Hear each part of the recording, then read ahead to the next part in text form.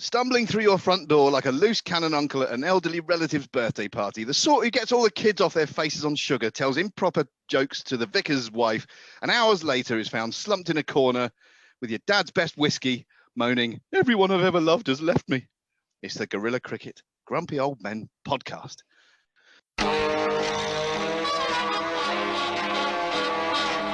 Just once in a decade, in a lifetime maybe, the world of entertainment is disrupted and utterly elated by something entirely new. Good Lord. And now for something completely different.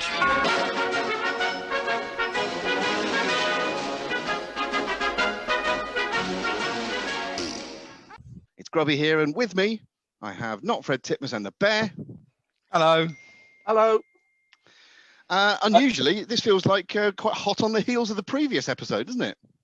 Well, generally, the only reason we have these long breaks between podcasts is for Grubby to write his introductory remarks. And sometimes it takes him 3 weeks to do it. So obviously he's done it a bit quicker this time. Well, we had to push him, didn't we? You know, end of a series, had to do something. Yes, and I suppose that we should, in passing, at least refer to that series. That was part of the reason we wanted to get back to you so promptly after last time. Last time we were on, the series was delicately poised at one each. And since then, very quickly, who wants to summarise what happened? We got battered. Not quite so delicately poised now, is it?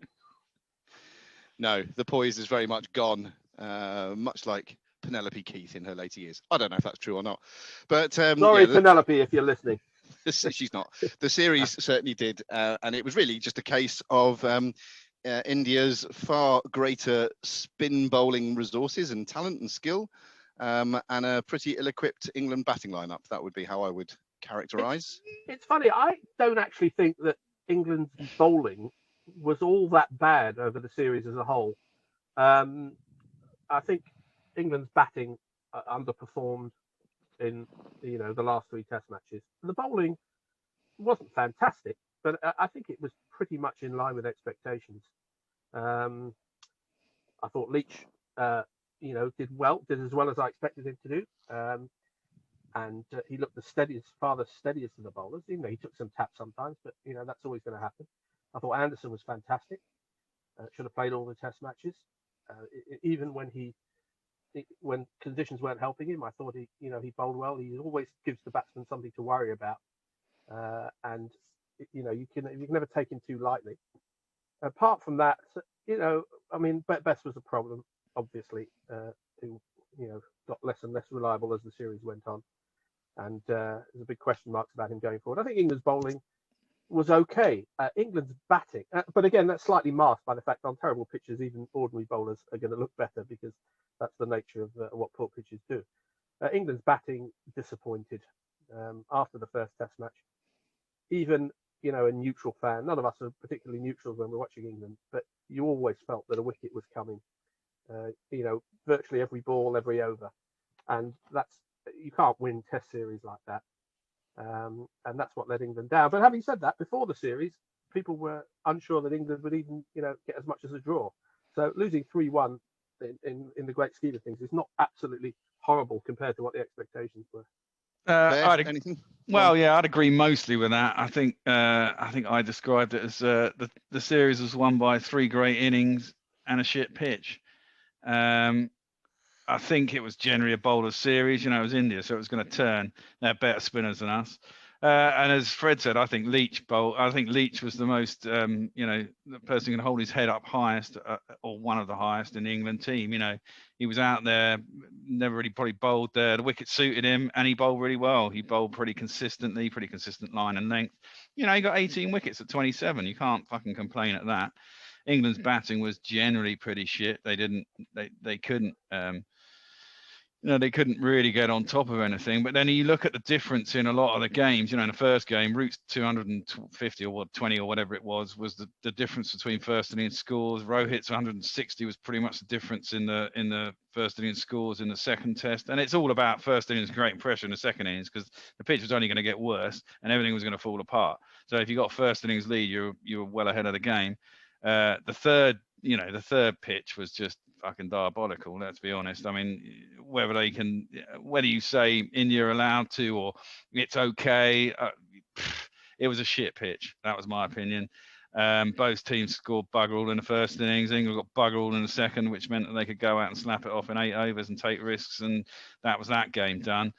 And then in the final test, England had about 160 odd for 4, 140 odd for 147 for 6. Yeah, exactly. And Pant comes out and scores a ton and takes the game away from us. So I mean, those are the three. There were 3 big turning points in the series, and each one was a match-winning performance. And it was a bowler's series because the pitches were suited to the bowling. So, it looks like we got spanked on paper, but we were in it for a lot of the time. And at least it went to the final test because we won the first test. And after that first test, I mean, it was funny how all the Indians complained about the first test pitch and all the English going, that's a good test pitch. Not just because we won, but because it didn't go bonkers from day one. It did get, by the end, it was an absolute Bunsen burner, but it took 2 or 3 days to get there, whereas all the rest of the pitches were Bunsen burner pretty much from day one. So we were sold. And that's partly why Rohit's innings in that second test match was so fantastic, because he found a way to play the match-defining innings in tricky circumstances. But and I just want to make the point, which I've made a fair few times on coverage, that I can't praise the Indian spinners highly enough. I don't want to just sort of put it down to England's failings, although there were plenty. I do want to praise, Ashwin bowling in conjunction with Akshar Patel. What an addition to Test cricket he's been. See how he does when he's not playing in those conditions. But certainly made a massive splash, and England had no answers to his straight honour a lot of the time. And that was another disappointing from the England point of view, is that why don't you learn? Why can't you learn that you've got to get that front pad outside the line of off stump? And as the series wears on, once or twice to be done that, it's fine. But anyway, I think they were fantastic. Pant was tremendous in the last Test match. All credit to India. And is that done now? I feel like we've talked about this series enough now. Well, yeah, except for that. I mean, everyone goes on about the straight honour and the LBW, but the point is, and as Hendo pointed out, and a few other people pointed out, and it's a very true thing. The advent of DRS has meant you can't just shove your pad down a wicket, and you can get a lot of LBW. It's a lot trickier. You've got to play at the ball, and a lot more chance of getting out. And I'm not saying it's the truth. Most of his LBWs weren't people sticking their leg down the wicket. They couldn't get down the wicket. They were sort of trapped on the back foot. Some of them trapped right in front of the stumps, with no real decision for the umpire to make. But I mean, you say Leach took most wickets. I believe he was the only bowler to play in all the Test matches. You would probably expect him, and I'm sure he's bowled more overs than anyone else during the series. I mean, amazing to think that Stuart Broad has gone on a tour of India and not taken a wicket. Which is quite incredible, really, when you think of the skillful bowler he is. It reminded me, you talk about the Indian spinners in India, with the conditions in their favour and conditions that are used to. There were times we've seen in England when England have played West Indies or Sri Lanka or sometimes Australia or sometimes India, when what's going to happen. You've got Anderson and Broad, and you've got seamers who are extremely skilled with the English ball and on English pitches. And what's going to happen. When Australia were all out for 60, you knew what was going to happen. Yeah. They were going to be fending at balls outside the off stump, and they were going to be caught at second or third slip or in the gully. And it was like that with England.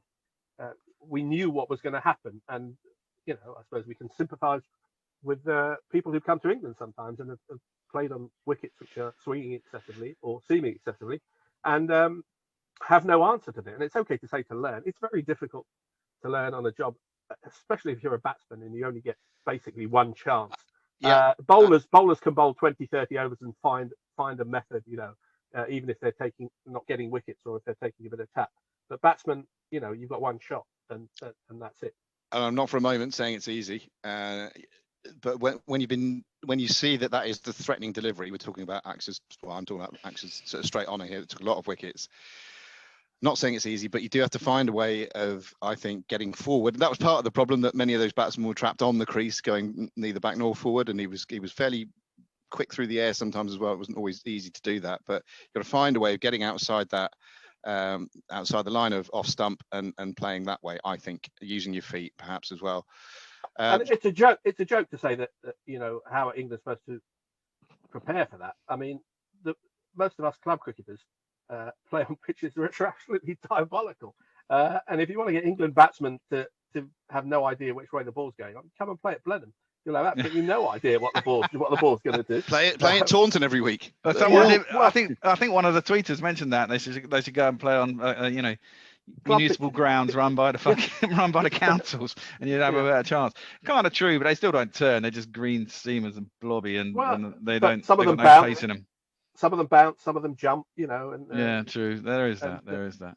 But Axel Patel also bowled 33% of his deliveries were hitting the stumps, and if they were hitting the stumps, even as straight on, generally it's got to be, or if it wasn't turning that much, they're going to be pitching in line as well. So it's not as easy as just getting your foot forward, because if you get your foot forward, your right forward, you still get hit on the pad. I mean, look, Shea Pujara in that last innings when he got out to Leach, couldn't believe it. He got right forward, and it just hit the pad just before the bat, in the old days wouldn't have been given out, and he was well forward and he couldn't believe he was out. But this is it, DRS takes away all of that doubt, doesn't it? Because you can refer it, and if it's pitching in line and hitting, it don't really matter what the umpire says. I do take issue a little bit with the notion that many of Axel's deliveries at LBW were pitching on, because he's generally left armour coming round the wicket to right-handed batsmen.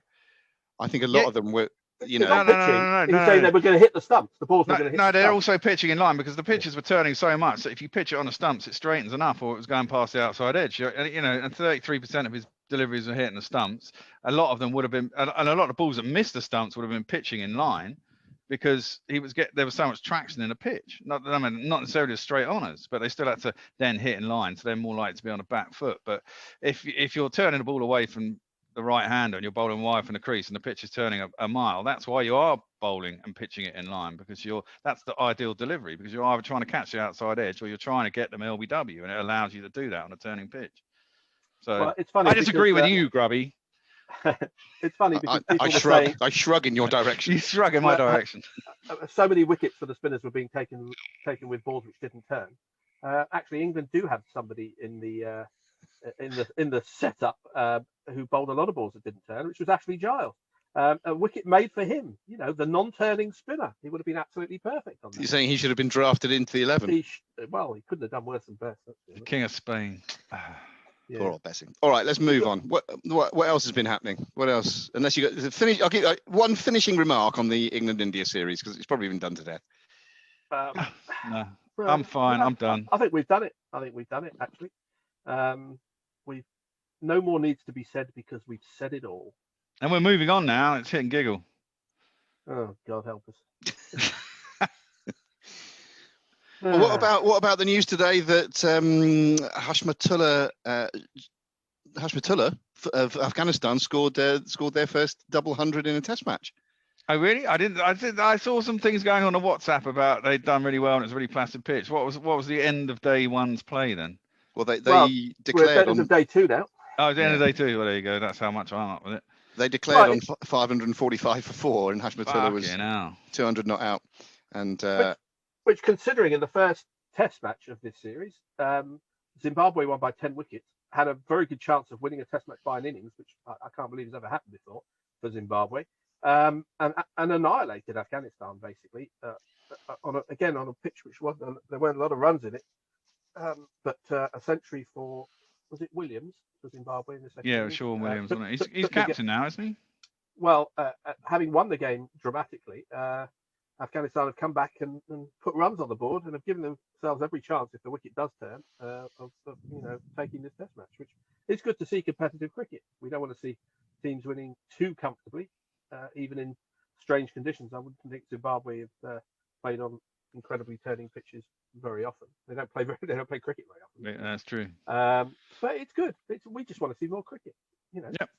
Well, we'll get our chance. 5 T20s, 3 ODIs, followed by the IPL. Yeah, I'm busy those days. I think I'm washing my hair.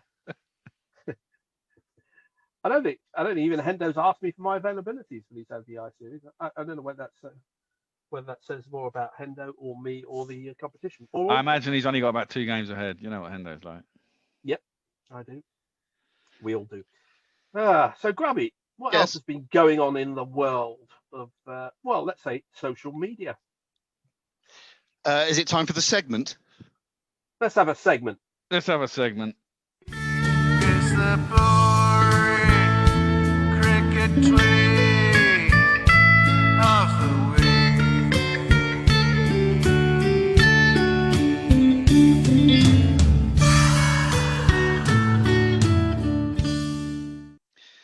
Well, after you quite rightly took me to task last time, not Fred, in this boring cricket tweet of the week segment for taking too many Indian tweeters to task.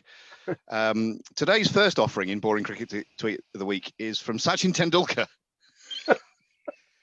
He retweeted a picture that had been tweeted out by Chris Tremlett, and it's a picture of the two of them. Tremlett, huge guy, muscles, backward cap, and little Sachin next to him. And Sachin's response was, "How many omelettes would I need to eat to look like Tremlett?" Quite a lot, I think. Yeah, and there's a picture of that is a rhyme as bad as Grubby's film rhymes. Or I don't think he was intending it as a rhyme, but I could check with him. Omelette, Tremlett, it must be. It's a bad rhyme, isn't it? He did, to be fair to him and to your theory about that, he did capitalise both of those words. So perhaps maybe he it was did. a secret message. So maybe, well, anyway, that's the first offering for boring cricket tweet of the week. The second candidate this week, and you might spot a bit of bias in this one, is from Norfolk Cricket. Norfolk Cricket tweeted out a picture of a load of cricket balls and said, "Always an exciting day of the year. Today we took delivery of Norfolk CAG match balls for the 2021 summer." Ooh, that's a strong contender already, I fear. Good. I'm very. Should we just leave it there? That's it. I think that's a winner. Well, don't prejudge. You got to hear all the entries. Yeah. Not the Eurovision Song Contest. I was saying before we came on air that I found it very difficult today, my boring cricket tweet of the week trawl, because I suspect that the whole of Twitter is raising its collective game so as not to feature in this little segment. So, you know, as Michael Vaughan would say, just saying. Anyway, the third candidate for boring cricket tweet of the week is Vale Cricket Club. Now, Vale Cricket Club. I used to play for them. It was bound to happen sooner or later. Vale Cricket Club. No. They tweeted out two pictures, one from today, one from yesterday, of the pitch or the ground generally. Yesterday was quite sunny. Today, horrible, cloudy and rainy. And they said, "What a difference a day makes. Could have played yesterday. No chance today." Basically, trying to make a point about weather on 2 days when cricket was never going to be played. It's the fucking 11th of March. What are they on? Rubbish. It is. I hope it's the Vale Cricket Club that I used to play for, because you know, there's probably a few publicity. I would say. I like to lob the odd one in here. They here. get millions of listens and views, and you know. Well, yeah, from we're this the top-rated cricket podcast. We are. Absolutely.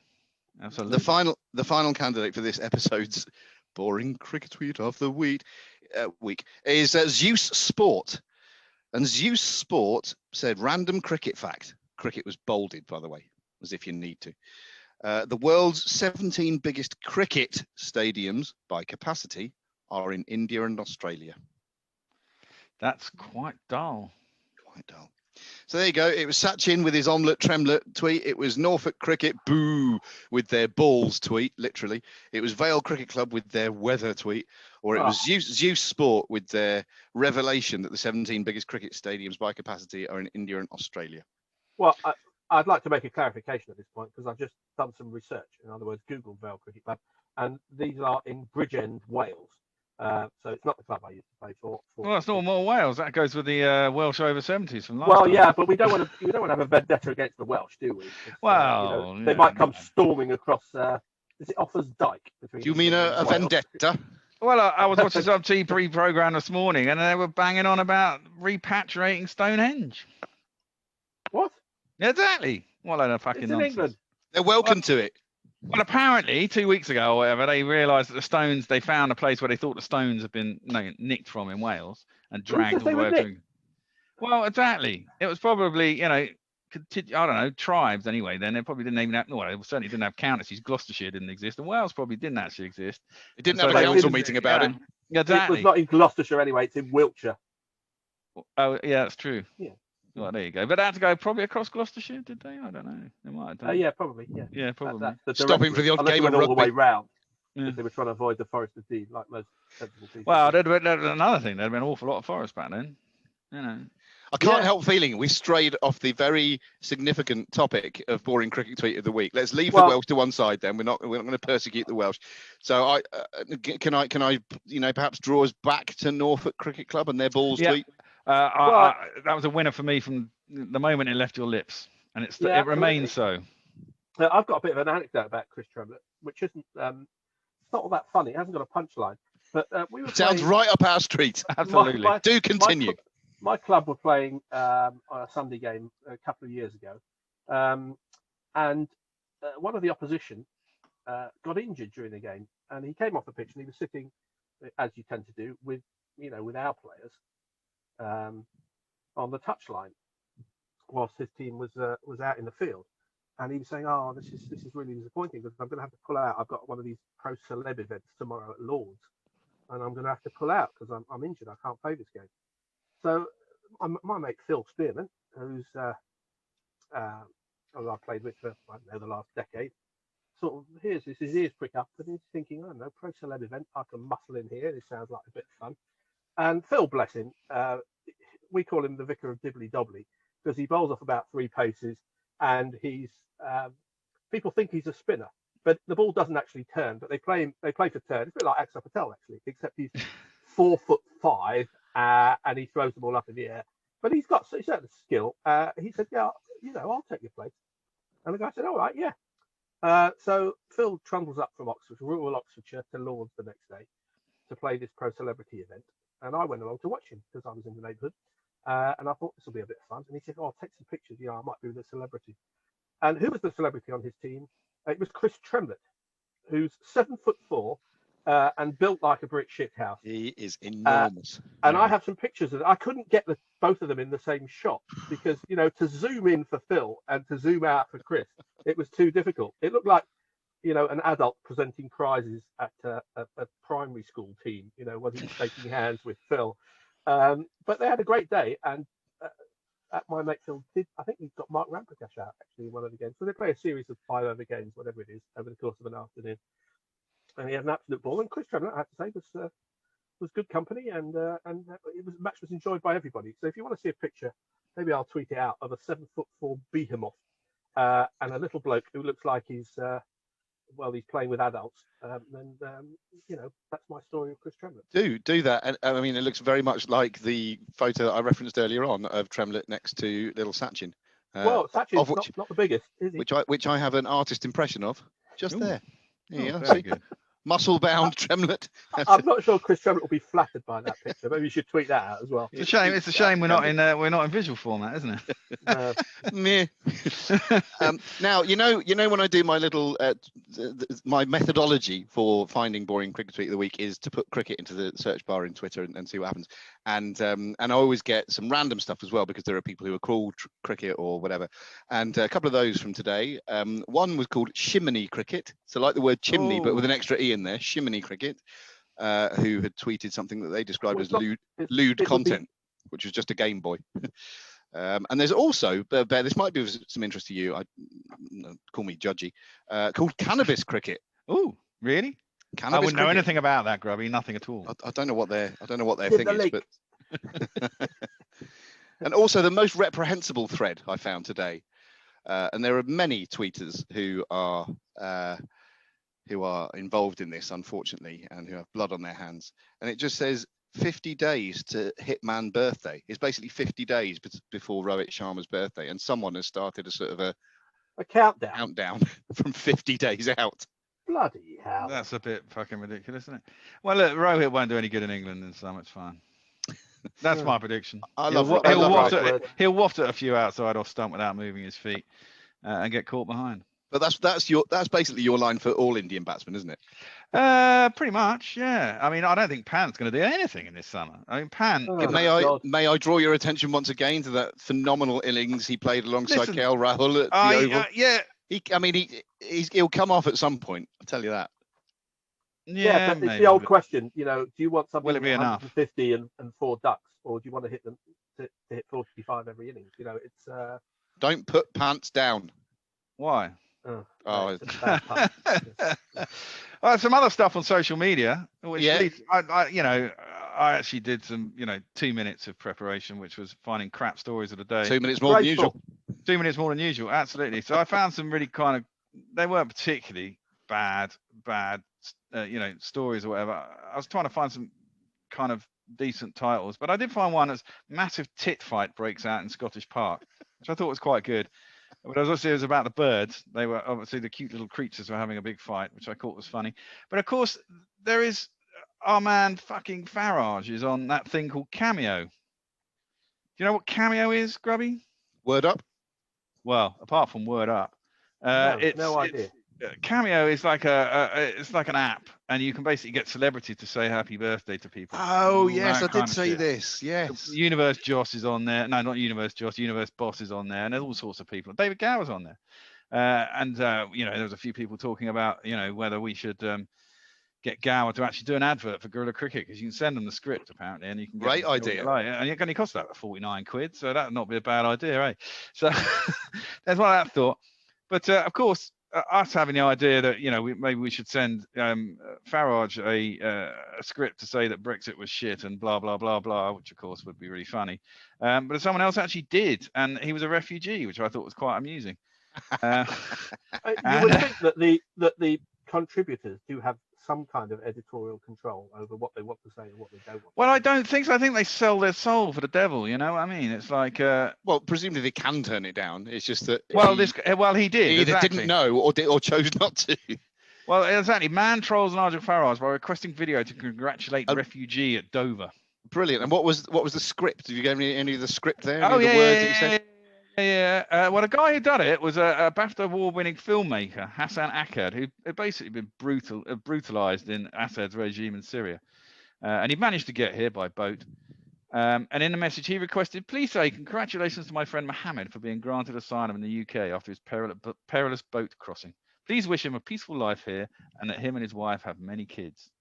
And presumably that video has just gone mentally viral and everyone's seen it now. 80 million views. Well, he didn't do it because Farage refused. Well, there you go. He replied, I am not for channel crossings. What a wanker. I thought the whole point was that he'd done it. Yeah. No. The whole point was he didn't. That's what I mean. These stories sometimes have good headlines and they lead nowhere. But this one might. Sometimes. That's the business we're in on this podcast. This one might intrigue you. Man with the world's largest penis weighs it to prove it's real. Oh my God. There's a lot to unpick from that statement there. Well, this might amuse you or something. This might appeal to you. Okay.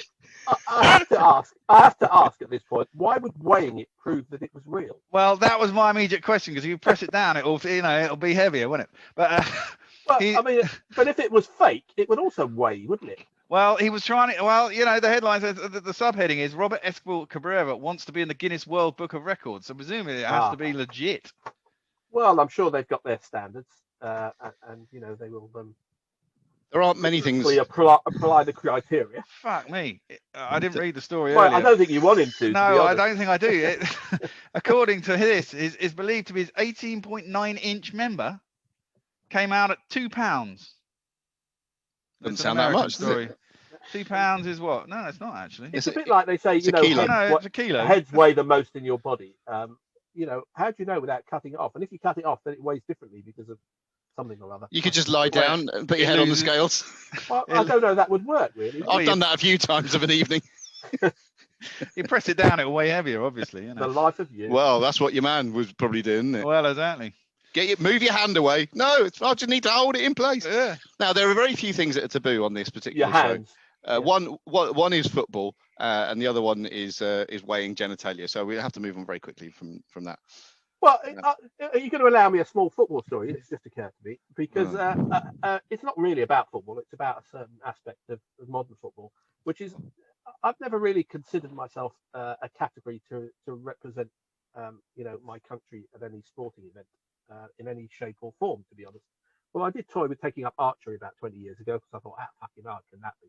But it turns out it is quite hard and also extremely expensive. But nowadays, when people take a free kick sort of from about 20 yards out, you have the old wall, but you also have the new thing, which is a bloke lying on the floor behind the wall to stop the sneaky one, which is going to go under the wall when everybody jumps in the air.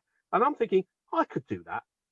If they ever get special teams at football, somebody just to come on to lie on the floor, I think I could do that to an international level. Well, if it was special teams, the bigger the better, isn't it? You want a tall fat bloke. No. Gary, But I think Yes, a tall fat bloke. You're right. Yes. I think I've got the physical attributes to actually lie on the floor. I think I could do that. Yeah, I could think do you that could for do my that, Fred. country if necessary. So I'm just putting it out there. If you're listening, Gareth Southgate. Is Gareth Southgate. Remember him?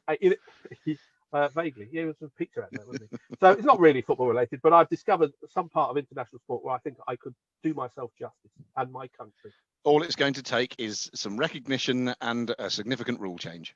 Yeah. Absolutely. Yeah, well, judging by the way they change rules every 5 minutes nowadays, that's quite possible. If it hits me, I could come off as a COVID-related substitution, but not a concussion-related substitution. So. It depends where it hits you. Well, exactly. It'd have to hit you in the head. Well, I could discover leg concussion. It's a whole new thing, a whole new branch of medical science. Oh my God! He only wants to change the fundamentals of association football and medicine. Just so he can play for England lying down. I can get one of those fancy caps with the tassels. It's very straightforward. Now, one of the other characters that I unearthed by putting cricket into the search bar in Twitter is someone who goes by the name of the Cricket Silence Monitor. What? And the Cricket Silence Monitor wrote today, 75% of Americans admit to consuming more alcohol than vegetables during the pandemic. Now, this raised a question in my mind. So how on earth do you compare the two? Like, what are you doing? Saying, oh, I've had several bottles of peas today. I've had 8 pints of cabbage. I'm going to think that's unlikely because for one basic reason, and that is potatoes are a vegetable. Mm. And, people who like a lot of alcohol also tend to like chips or French fries, as they call them in America. Or indeed chips, as they call them in the States. Yeah. So, well, those chips, yeah. They're crisps. Crisps are chips and French fries are chips. Yeah. So you're disputing. Are you saying that something that I read on the internet may not be true? Well, as we saw in our last podcast with Bob Willis never having bowled a no ball in Test cricket, not everything you read on the internet is necessarily true. And why is the guy called the Cricket Silencer anyway? Does he go out at night in Los Angeles for those little things going cheep, cheep, cheep and pull the heads off? The Cricket Silence Monitor. Oh, Silence Monitor. It's quite menacing. I think it's a pun on the Christian Science Monitor. There you go. But anyway, how do you measure it? That was my first thought. What was the methodology behind that? There is a way of comparing liquids and solids in terms of calorific count. You could probably actually do a calorific count on a vegetable. Unless there's a lovely bit in the BBC series, or not series. It was like it was a one-off, and it was about snooker in the early '80s, about the rise of Steve Davis and the rivalry with Alex Higgins. It was called the Rack Pack. And at one point, when Alex Higgins is recovering in the Priory from one of his episodes, and a young Jimmy White goes to visit him, and he says, "Here, I brought you some grapes," and he just hands over a bottle of wine. And what you can't see, ladies and gentlemen, is Grubby is holding a bottle of the wine all the way through that anecdote, and he's just understood it as we speak. And he's having another glass. Lucky him. Thank you very much. I really haven't drunk much since the middle of January. I haven't drunk much since about 5:15 this evening. No, I've tried to cut down. I haven't actually missed it.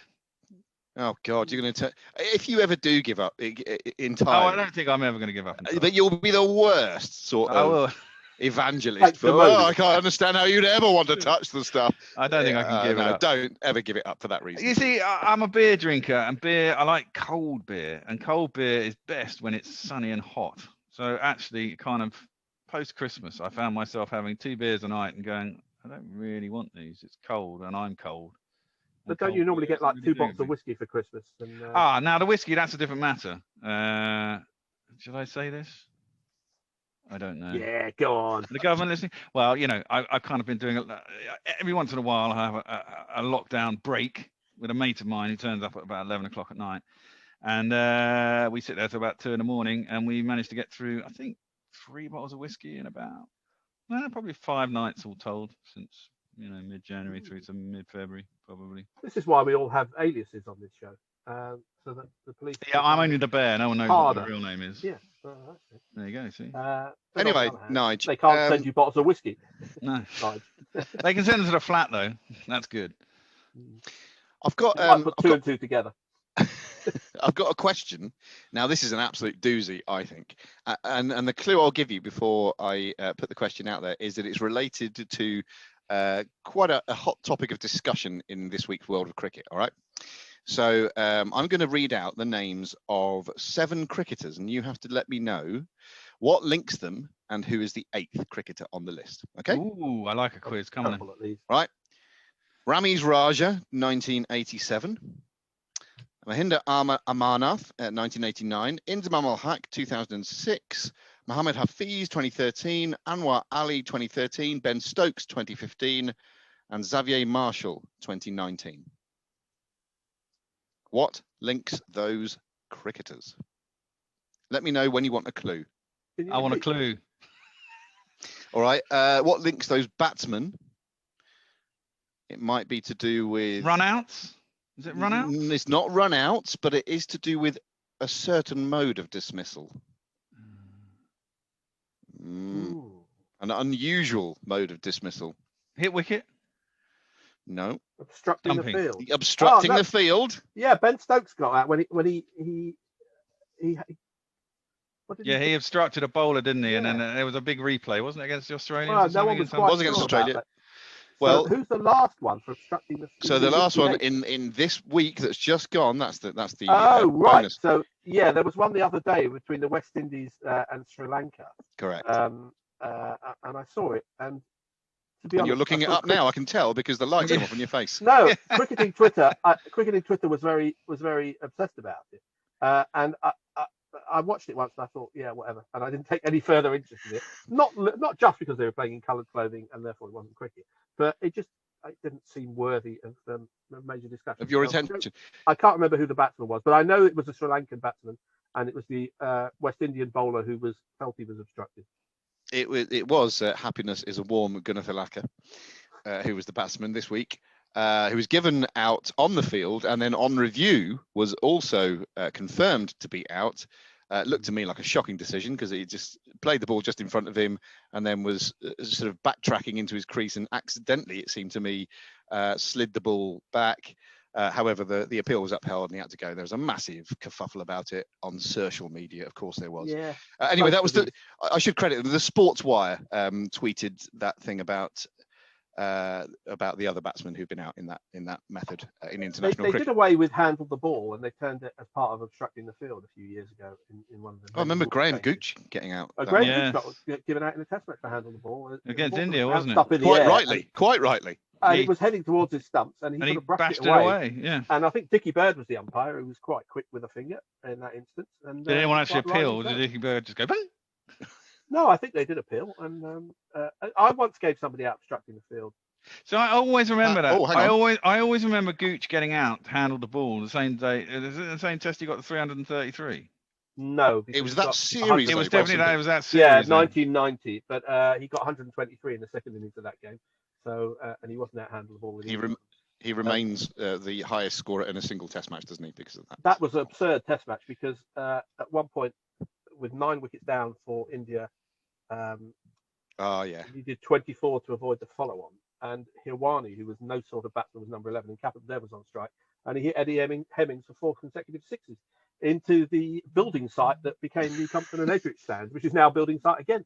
31 years later. And then, so England had to bat again, and Gooch went in and said, "All right, I'll hit another 100," because he was in that sort of form, having hit 300 in the first innings. Unbelievable. Very often. And I don't think there's ever happened a triple ton and a ton in the same game. Certainly not in the test match. Not in test. Well, as I say, he's definitely the highest scorer in test history in a single game. What did he get in the 1, 2, 3. 333 and 123. Yeah, but didn't. Oh no. Well, yeah, Lara got 400. Yeah. I thought he got 4. Oh yeah, he got 400. I think it's 465. He got. They only batted once. That's the point, isn't it? Yeah. As is often the case. No, because what's his name got 300 with a quadruple. Yeah. Wasn't it? Because he got it, didn't he, against England, and then what's his name got it against Zimbabwe? Was it? Hayden. Well, no, he got 380. Lara got 375 against England before he got his 400. In ante. Yes, that's right. And then Hayden got 380 against Zimbabwe. 380 against Zimbabwe against the. Which I hated him for. Well, exactly, and everyone was going, "Oh, he's got a high score." I hated him for lots of things. Zimbabwe. Yeah, well, yeah, Hayden was Lara took it an back. objectionable person. Exactly. It was against us again as well, wasn't it? The 400.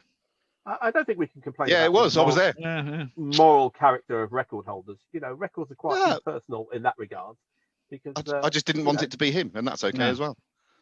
And if I ever meet Matthew Hayden, I want to take Chris Tremlett with me. That'd be a good sight actually, because Hayden's quite a unit. Oh yeah, It's like a wardrobe. Yeah. Well, that's a good question though, and we like obscure dismissals. I did give somebody out obstructing the field, one of my teammates, because it was one of those games where I was umpiring and my team was batting.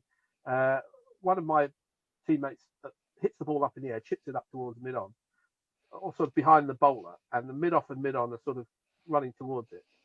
And the batsman, as he's running around the track, shouts, "Mine," and they both left it, and it fell to ground. and the bowler turned around to me and said, "He can't do that, can he?" And I said, "Are you appealing?" He said, "Yeah." I said, "You're out, obstructing the field." Because it is by word or deed. If you obstruct the fielder by word, you are also out. Wow. I enjoyed that very much. How did the batsman take less it? so, but he was a complete top, to be honest, and he deserved it. Was it punchy time in the changing room after? No, it wasn't. No, everyone agreed he was an arsehole for doing that, because it's a pretty stupid thing. It is a pretty low thing to do. And I was glad to give him out. But why is that any different from the captain or any other person on the fielding team when a batting pair are maybe running one and there might be a second, and that person going yes?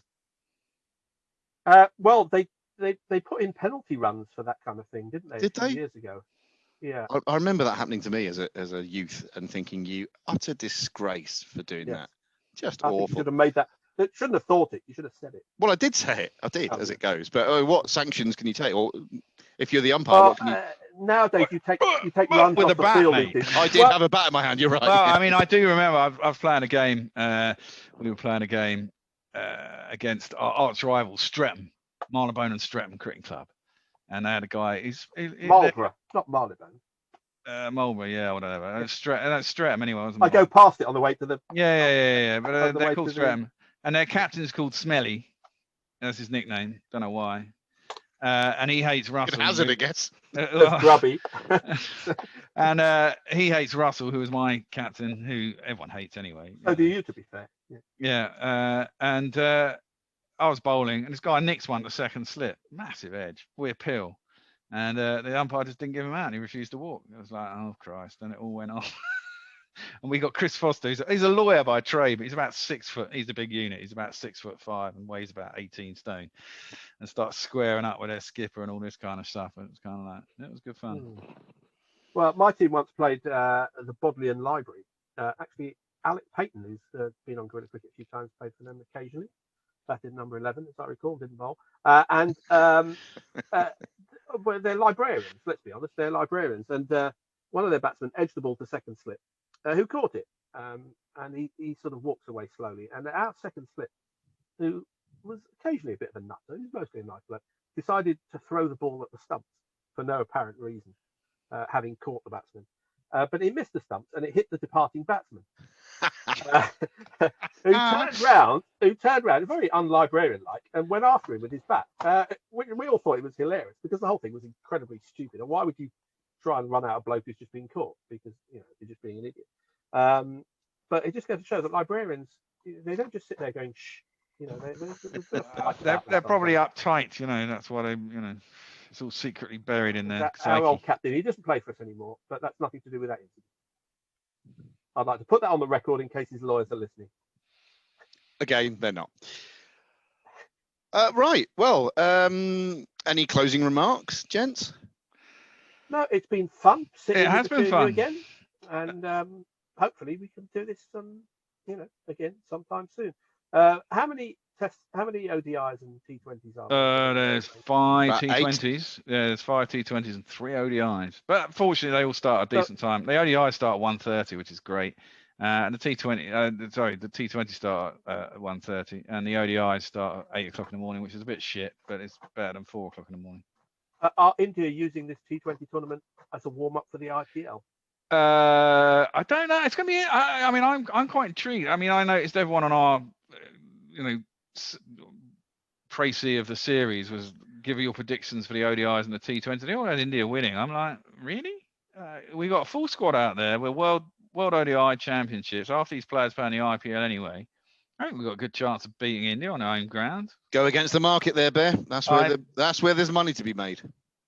I put England would win I put England would win the T20 series 4-1 and the ODI series 2-1. Lovely little double there, my friend. I'll give you 20 to 1 about that double. Okay, Hopefully. fiver. Well, a bookie would. A theoretical 20 to 1. You can have it with me if you want. Grubby's desperately checking how much he gets out of Betfair to see if he can make some money either way. I wouldn't arb the Bear. I think you would. I think you would, yeah. I think you would. if I could be bothered. You would just fail to tell the Bear that he could get 40 for 1 elsewhere, put it that way. So that's something to look forward to for people who like that sort of thing. Absolutely. And there is still a test match going on between Afghanistan and Zimbabwe for people who like cricket to enjoy. Otherwise, we'll be back probably in a couple of weeks. Until then, I suppose it's farewell from all of us. Farewell and goodbye. Cheers then. Bye. Oh, so that was the innings of Brendan McCullum. Scores lots of fours because he don't like to run 'em. And here we are waving Brendan McCullum goodbye. Whoa, whoa.